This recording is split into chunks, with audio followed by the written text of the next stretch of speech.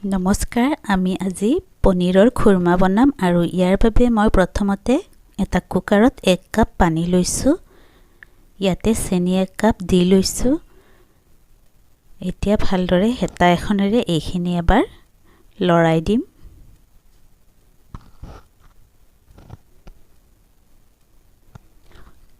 জুই একদম কম কৰি ৰাখিব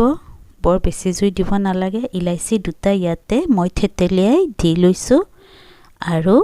পনীৰৰ টুকুৰা সৰু সৰুকৈ কাটি লৈছো মনত ৰাখিব বহুত বেছি সফট পনীৰ ব্যৱহাৰ নকৰিব এতিয়া পনীৰৰ টুকুৰাখিনি মই এই চেনি পানীখিনি দি দিম ঢাকনিখন লগাই দিম আৰু এটা হুইসেল যাবলৈ দিম জুইটো কমাই ৰাখিছো এটা হুইসেল যোৱাৰ পাছত আমি ঢাকনিখন খুলি দিম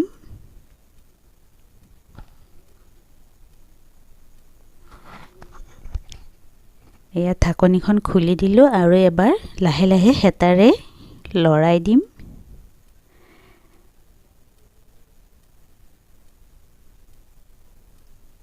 তাৰ পাছত আকৌ ঢাকনিখন ওপৰত লগাই দিম আৰু কম জুইত পনীৰখিনি এনেদৰে সিজিবলৈ দি থম আৰু এই ৰেচিপিটো বনাবৰ বাবে আমাক প্ৰায় 25 পৰা 30 মিনিট সময়ৰ প্ৰয়োজন হয়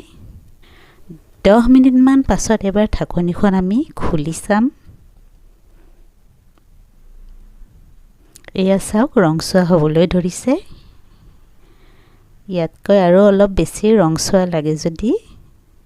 আৰু অকমান সময় প্ৰায় 15 মিনিট মান আমি আৰু ঢাকনিখন ওপৰত লগাই থব লাগিব এয়া চাওক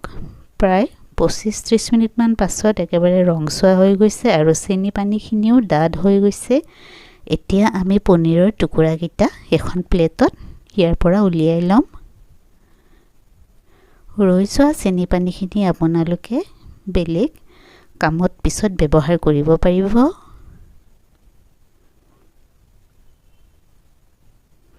এনেদৰে গুটেকিটা টুকুৰা উলিয়াই লৈ আমি ঠাণ্ডা হ'বলৈ দিম